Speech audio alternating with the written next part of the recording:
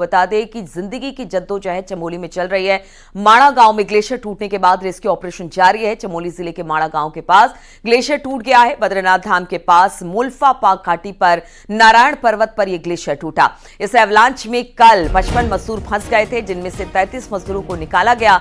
22 अब भी वहां पर फंसे हुए हैं। मजदूरों को निकालने का काम जारी है। अब से थोड़ी देर बाद वायुसेना के 3 हेलीकॉप्टर जोशीमठ पहुंचेंगे और इन हेलीकॉप्टरों से एनडीआरएफ की टीम भेजी जाएगी। ये तस्वीरें अभी की दिखा रहे हैं हम आपको, कुछ देर पहले की ये तस्वीर है।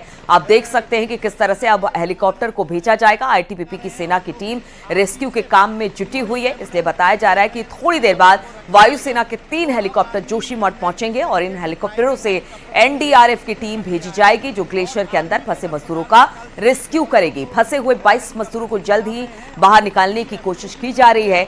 हेलीकॉप्टर से घायल मजदूरों को आर्मी जो अस्पताल है वहां पर जोशीमठ में, उस पर लेकर जाया जा रहा है और गंभीर रूप से घायलों को हेलीकॉप्टर के जरिए ऋषिकेश एम्स पहुंचाया जाएगा। अभी माणा आईटीबीपी के 33 मजदूरों को इलाज चल रहा है माणा में, आईटीबीपी के सेंटर में। माणा में इस वक्त आईटीबीपी, एनडीआरएफ, एसडीआरएफ और बीआरओ की टीम जुटी हुई है रेस्क्यू के काम में, लेकिन लगातार बर्फबारी और बारिश के चलते रेस्क्यू में परेशानी हो रही है। ये देखिए, हम आपको दिखा रहे हैं, ये जो हेलीकॉप्टर आप देख रहे हैं, ऐसे 3 हेलीकॉप्टर पहुंचेंगे और उसमें जो एनडीआरएफ की टीम है उनको भेजा जा रहा है, ताकि जो 22 मजदूर अब भी फंसे हुए हैं उनको बाहर निकाला जा सके। कल एक बड़ा एवलांच हुआ था, 55 मजदूर फंस गए थे, 33 मजदूरों को निकाल लिया गया है, लेकिन अभी भी 22 मजदूर फंसे हुए हैं। कहा यह जा रहा है कि मौसम कुछ बिगड़ा हुआ है, इस वजह से रेस्क्यू के काम में दिक्कत आ रही है। लगातार बर्फबारी हो रही है, बर्फबारी से दिक्कत वहां पर काम करने वाले, चाहे वो आईटीबीपी के जवान हो, एसडीआरएफ हो, एनडीआरएफ हो, बीआरओ हो, सबको दिक्कत आ रही है। लेकिन कोशिश यही की जा रही है कि जो जवान इस वक्त फंसे हुए हैं एवलांच में, 22 ऐसे जवान हैं जो अब भी उनका रेस्क्यू नहीं हो पाया, उनको निकालने की कोशिश की जा रही है, क्योंकि जैसे जैसे घंटे बढ़ते चले जाएंगे दिक्कत आती चली जाएगी रेस्क्यू के काम में और काफ़ी ज़्यादा ठंड भी है, इसलिए कोशिश यही की जा रही है कि जल्दी से जल्दी इन जवानों को इन मजदूरों को बाहर निकाला जाए। इसके लिए एनडीआरएफ की अब कुछ टुकड़ियों को 3 हेलीकॉप्टर के जरिए भेजा जा रहा है उस जगह पर जहां पर रेस्क्यू का काम चल रहा है। और कहा यह जा रहा है कि पहले से मौसम में थोड़ी सी सुधार हुई है, इस वजह से अब जो वहां पर रेस्क्यू का काम चल रहा है उसमें कुछ तेजी आएगी। 2 तस्वीरें हम आपको दिखा रहे हैं। बीते 2 दिनों से, यानी 27-28 दोनों दिन लगातार वहां पर बारिश हुई है, बर्फबारी हुई है, मौसम का मिजाज बिगड़ा है। इस बीच बड़ा जो कह सकते हैं एवलांच था वो आया। माणा गांव में ऑपरेशन जिंदगी चलाई जा रही है, जिसमें 55 मजदूरों में से 33 को तो बाहर निकाल लिया गया है, लेकिन 22 अब भी फंसे हुए हैं। आप देख सकते हैं ये हेलीकॉप्टर उस जगह पर उड़ने के लिए अब बिल्कुल तैयार है, उड़ रही है जहां पर रेस्क्यू का काम चल रहा है। 3 ऐसे हेलीकॉप्टर हैं जिन्हें रेस्क्यू के काम में लगाया गया है, एनडीआरएफ की टीम को लेकर, आईटीबीपी के जवानों को लेकर। ये जो हेलीकॉप्टर है वो सीधे उस जगह पर पहुंच रही है जहां पर एवलांच हुआ है। बताया जा रहा है कि आज एक बार फिर से रेस्क्यू ऑपरेशन शुरू किया जाएगा और जो 22 मजदूर हैं, कोशिश की जाएगी कि आज ही के आज उन सभी को बाहर निकाला जा सके। बातचीत करने के लिए नितिन सेमवाल इस वक्त हमारे साथ जुड़ गए हैं। नितिन, तस्वीरें हम दिखा रहे हैं, 3 हेलीकॉप्टर और भेजे गए हैं रेस्क्यू के काम के लिए। इसमें कितनी टीमें हैं जो कि रेस्क्यू के काम के लिए एनडीआरएफ की भेजी गई है? क्या जानकारी, क्या अपडेट इसे लेकर? जी, अगर बात करें तो जो रेस्क्यू अभी माणा में चल रहा है, और आप मेरे पीछे देख सकते हैं कि आर्मी का जो ये हेलीपैड है, यहाँ से हेलीकॉप्टरों को बद्रीनाथ धाम भेजा गया है। लेकिन इस हेलीकॉप्टर के जब ये सुबह उड़ा था तो इससे एनडीआरएफ की टीम को नहीं बल्कि मेडिकल टीमों को वहां पे भेजा गया था। जो 33 जो लोग अभी मिले हुए हैं उनका वहां पे इलाज किस तरीके से चल रहा है, वहां पे डॉक्टरों को भेजा गया था। इसके अलावा जो सीरियस घायल था एक, उसको यहाँ पे आर्मी के हेलीपैड में अभी कुछ देर पहले ही हेलीकॉप्टर के माध्यम से पहुंचाया गया है।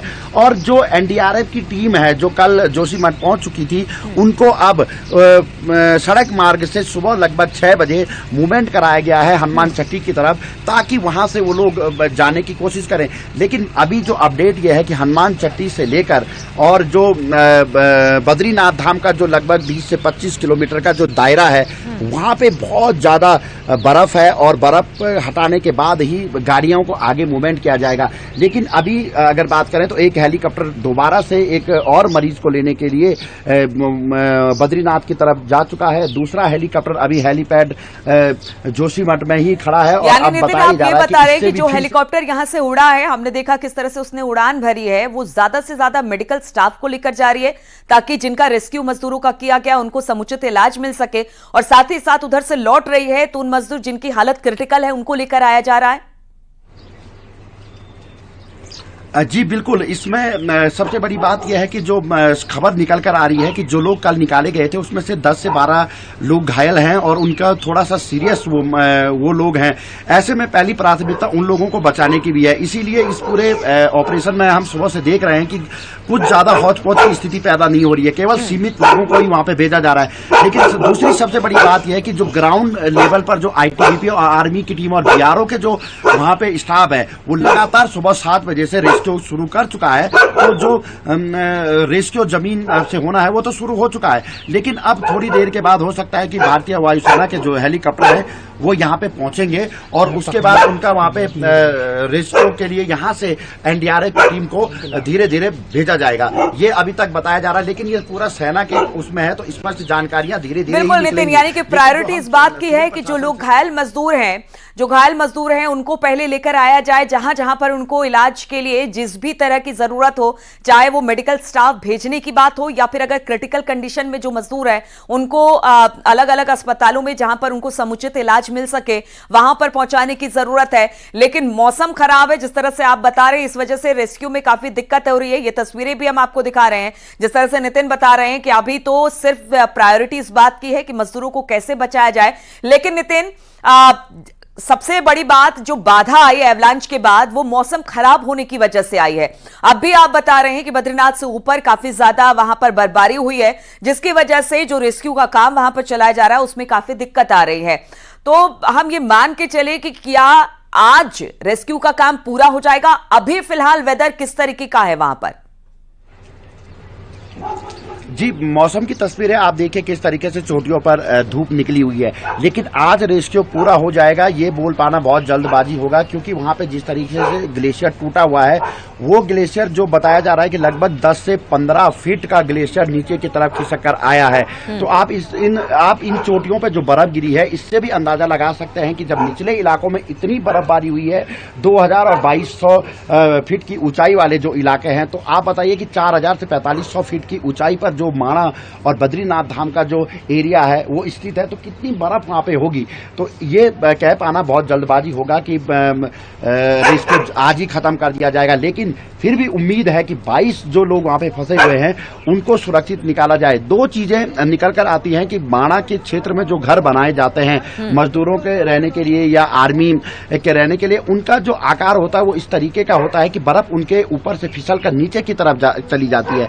कल हम जब आर्मी के अधिकारियों से इस बारे में बात कर रहे थे तो उनको यही उम्मीद है कि हो सकता है कि वो लोग बर्फ के नीचे दबे हों, उनके घर बर्फ के नीचे दबे हों, तो हम उन तक आराम से पहुंच सकते हैं। लेकिन सबको यही चिंता है कि वहां पे मेडिकल की और जो ऑक्सीजन की दिक्कत है वो ना हो, इसका ख्याल रखने के लिए सबसे पहले प्राथमिकता ही मेडिकल टीमों को दी जा रही है। और आप देखिए हेलीपैड में लगातार मूवमेंट हो रहा है, यानी कि अब जिस तरीके से बताया जा रहा था कि कुछ देर के बाद उत्तराखंड के मुख्यमंत्री पुष्कर सिंह धामी भी यहाँ पे पहुंचेंगे, तो उनके लिए भी तैयारियां यहाँ पे चल रही हैं। जिस तरीके से मूवमेंट लगातार देख रहे हैं, आर्मी के अधिकारी जो हैं, आप गाड़ियां देख सकते हैं दूर वो खड़ी है। हालांकि अभी मीडिया को हेलीपैड में जाने की परमिशन नहीं दी गई है और ये कहा गया है कि जब तक थोड़ा सा ये व्यवस्थाएं ठीक नहीं हो जाती हैं तब तक मीडिया को थोड़ा सा दूर रखा गया है।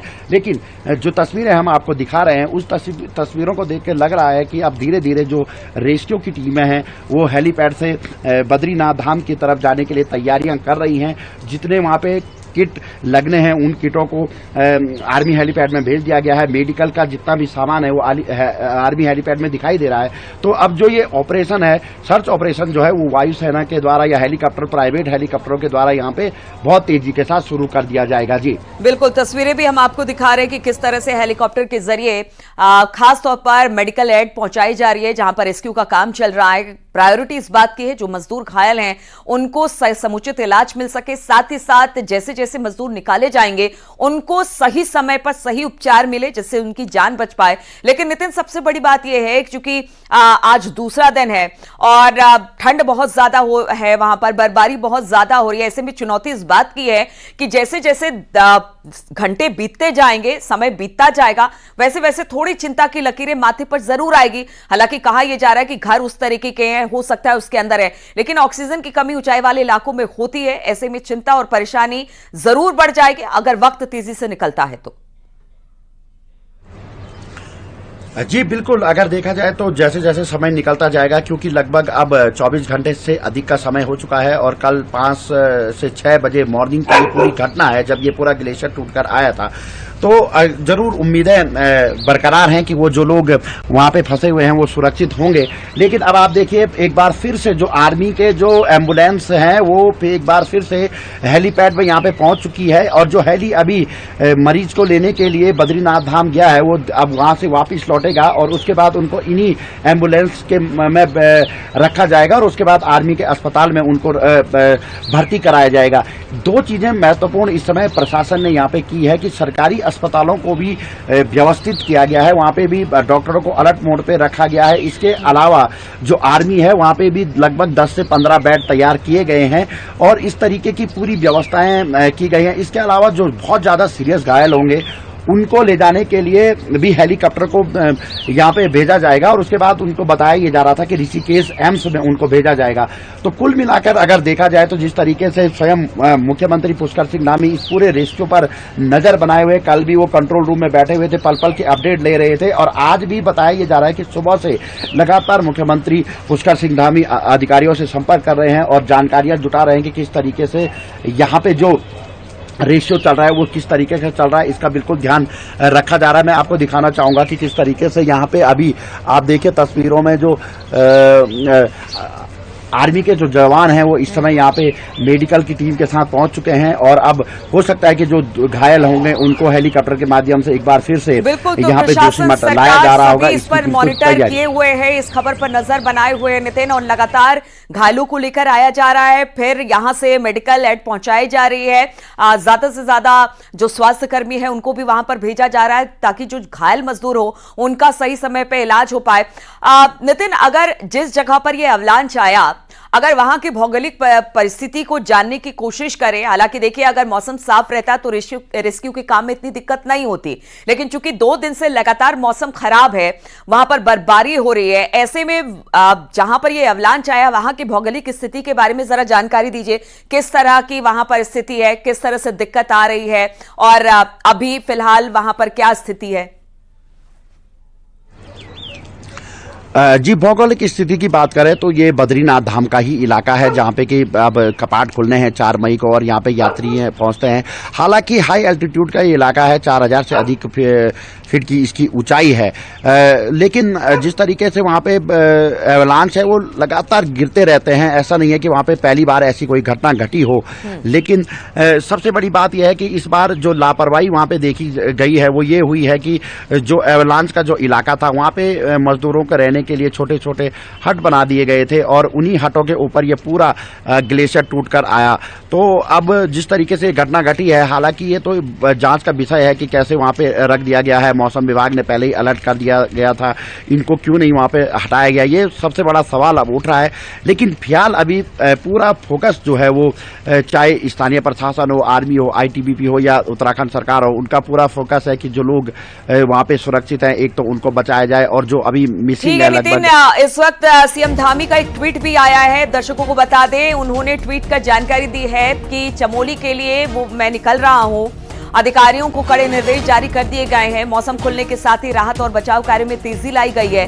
प्रभु बद्री विशाल की कृपा और बचाव कर्मियों के अथक परिश्रम से जल्द बाढ़ में फंसे सभी श्रमिकों को सकुशल निकालने का प्रयास किया जा रहा है। तो मुख्यमंत्री पुष्कर सिंह धामी ने एक्स पर अपनी बात कही है। उन्होंने कहा कि मैं भी निकल रहा हूं उस जगह के लिए जहां पर यह अवलांच हुआ है, लेकिन उन्होंने कहा कि रेस्क्यू के ऑपरेशन में तेजी लाई गई है, मौसम अब पहले से बेहतर है और लगातार जितने भी एजेंसियां हैं वो अथक परिश्रम कर रही हैं और हमारी कोशिश भी यही है कि जल्द से जल्द इन फंसे मजदूरों को बाहर निकाल लिया जाए। नितिन, कुछ जानकारी मिली है कि कब तक पुष्कर सिंह धामी वहां पर पहुंच जाएंगे? जी, जिस तरीके से लगातार अपडेट मिल रहा था, पहले ये बताया जा रहा है कि 10 बजे के आसपास मुख्यमंत्री पुष्कर सिंह धामी यहाँ पे जोशीमठ आर्मी हेलीपैड में पहुंच सकते हैं। जो घायल है उनका हालचाल जान सकते हैं और कल तक ये भी खबर निकल कर आ रही थी कि वो बद्रीनाथ धाम भी जाएंगे और वहां पे जो रेस्क्यू चल रहा है उसकी जानकारी जुटाएंगे। लेकिन फिलहाल अभी समय निर्धारित नहीं हुआ है, लेकिन ये भी निकल कर आ रहा है कि 9 बजे के आसपास या उसके बाद मुख्यमंत्री पुष्कर सिंह धामी देहरादून से सीधे पहले जोशीमठ आर्मी हेलीपैड पहुंचेंगे और उसके बाद यहां से बद्रीनाथ धाम वो जा सकते हैं, ऐसा बताया जा रहा है। लेकिन अभी समय निर्धारित नहीं हुआ है। और दूसरी तरह से अगर देखा जाए तो मुख्यमंत्री पुष्कर सिंह धामी स्वयं इस पूरे ऑपरेशन को लीड करना चाहते हैं। जिस तरीके से लगातार प्रधानमंत्री नरेंद्र मोदी हो या गृह मंत्री हो लगातार इस पूरे अपडेट पर अधिकारियों से बात कर रहे हैं, स्वयं मुख्यमंत्री से बात की है कल, तो कहीं ना कहीं महत्वपूर्ण है। और सबसे बड़ी बात यह है कि इसमें अलग अलग राज्यों के जो मजदूर हैं वो यहाँ पे काम के लिए आए थे। हिमाचल प्रदेश से इसमें मजदूर शामिल हैं, पंजाब के हैं, बिहार के हैं और उत्तर प्रदेश के भी कुछ मजदूर हैं और उत्तराखंड के भी हैं, इसमें नैनीताल से हैं, उत्तरकाशी जिले से हैं। तो उन लोगों को बचाना भी पहली प्राथमिकता होगी। इसलिए मुख्यमंत्री पुष्कर सिंह धामी स्वयं इस पूरे ऑपरेशन का जो ये सर्च ऑपरेशन चल रहा है इसकी कमान संभालने की कोशिश करेंगे। और अभी जिस तरीके से हम मूवमेंट देख रहे हैं, आज सुबह से ही लगातार आर्मी हेलीपैड जोशीमठ से लगातार मूवमेंट हो रहा है बद्रीनाथ धाम की तरफ, जहां पे ये ग्लेशियर अब टूटा तक है जो नारायण 33 पर्वत मजदूर निकाले गए हैं उनमें से क्रिटिकल कितने हैं, कहां उन्हें रखा गया है? जिस तरह से आपने बोला कि जल्द से जल्द स्वास्थ्य उपचार उनको मिल पाए, इस वजह से जो वहां के स्थानीय हॉस्पिटल हैं वहां पर भी डॉक्टर्स को रखा गया है ताकि इमरजेंसी बेसिस पर अगर वहां पर मजदूरों को लाया जाए तो उनको ठीक कराया जाए। तो अभी कुल जो 33 निकाले गए हैं उनमें से कितनी की हालत क्रिटिकल है और उनको कहां रखा गया है इलाज के लिए?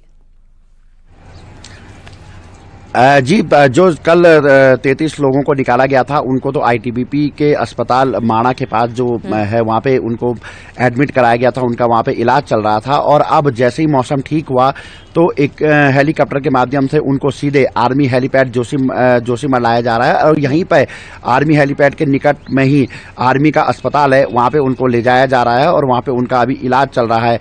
अभी जो पहली जानकारी मिलकर आई है कि अभी जो एक मजदूर है जो बहुत ज्यादा सीरियस था, जिसको कि बताया जा रहा है कि ऑक्सीजन की थोड़ी सी दिक्कत थी, उसको सबसे पहले यहाँ पे पहुंचा दिया गया है और उसका आर्मी के अस्पताल में उसको एडमिट करने के बाद उसका इलाज चल रहा है। और दूसरा जो हेलीकॉप्टर दूसरे राउंड में जो अभी गया है वो भी कुछ देर के बाद, यानी कि अब से 4-5 मिनट के बाद बद्रीनाथ से वापस लौटने वाला है। और उसमें भी बताया जा रहा है कि किसी सीरियस मजदूर बिल्कुल। तो अब तक कल तक जितने लोग निकाले गए थे वहीं आईटीबीपी के ही जो मेडिकल कैंप है वहां पर रखा गया था, लेकिन अब जैसे ही मौसम खुला है अब जो सीरियस कंडीशन में मजदूर हैं उनको लाया जा रहा है जोशीमठ में और वहां पर बेस अस्पताल में एडमिट कराया जा रहा है। लगातार हम नितिन आपसे अपडेट लेते रहेंगे। फिलहाल बहुत बहुत शुक्रिया आपका हमारे साथ जुड़ने के लिए। तो चमोली में बड़ी एवलांच भारी तबाही लेकर आया। यहां माणा गांव के पास ग्लेशियर टूट गया।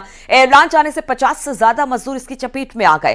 33 मजदूरों को बचा लिया गया। राहत का काम अभी युद्ध स्तर पर चल रहा है। आईटीबीपी, बीआरओ, एनडीआरएफ और एसडीआरएफ की टीम रेस्क्यू के काम में लगातार जुटी हुई है।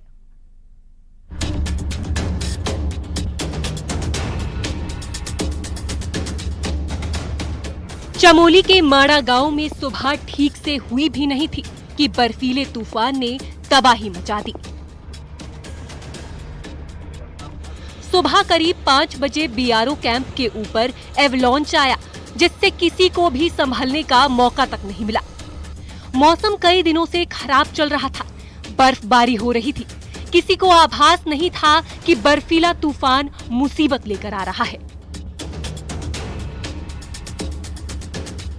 मजदूरों के कैंप से एवलांच टकराया, जिसकी चपेट में करीब 50 लोग आ गए। मंजर कितना भयानक रहा होगा इसका अंदाजा लगाना मुश्किल नहीं है। एवलांच की चपेट में 8 कंटेनर और 1 शेड आ गया। नेचुरल डिजास्टर के कारण वो ये डैमेज हुआ और उसमें करीब हमने जैसे पता चला तो आईटीबीपी की जो हमारी कंपनी वहां पर है, इसके जिसको लीड हमारा एक गस्टेड ऑफिसर करता है और साथ में हमारी कंपनी के वहां करीब अच्छे मतलब जो हमारी कंपनी के ऑथराइज स्ट्रेंथ भी है तो साथ में तुरंत हमने उसको रेस्क्यू और रिलीफ वर्क करना शुरू किया। और साथ में ये भी कहना चाहूंगा कि हमारे बगल में ही आर्मी की भी डिप्लॉयमेंट है, तो आर्मी ने भी साथ साथ ही इसमें रेस्क्यू रिलीफ वर्क में हेल्प किया, वो भी रेस्क्यू रिलीफ वर्क किए। चमोली में माणा के पास जिस जगह एवलांच आया है उसको हम मैप के जरिए आपको दिखाने की कोशिश करेंगे। ये आप देख सकते हैं, ये उस पूरे इलाके का ये मैप है। हालांकि मैप गर्मियों का लिया गया है। ये अलकनंदा है और ये अलकनंदा से लगी हुई ये बद्रीनाथ नेशनल हाईवे है जो माणा गांव के लिए जाता है, और ठीक यहाँ से माणा से कुछ पहले ये सड़क तिब्बत बॉर्डर के लिए कटती है। तो आप ये देख सकते हैं कि यहाँ पर माणा, ये आपको माणा गांव नजर आएगा और माणा गांव से कुछ पहले ये माणा पास है। यहाँ पर आप देख सकते हैं कि आईटीबीपी का कैंप यहाँ पर मौजूद है। ठीक यहीं पर इसी कैंप के पास ये एवलांच आया जिसने यहाँ पर जो श्रमिक रह रहे थे उनको वो इस एवलांच के नीचे दब गए और फिर एवलांच नीचे बताया जा रहा है कि अलकनंदा तक उसकी रीच बनी हुई है। हादसे की जानकारी मिलते ही आईटीबीपी बीआरओ की टीमें राहत बचाव में जुट गई। सेना के अलावा एनडीआरएफ और एसडीआरएफ की टीमें भी राहत बचाव में लग गई। टीम में डॉक्टर भी शामिल है। रेस्क्यू किए गए मजदूरों को अस्पताल ले जाया गया है।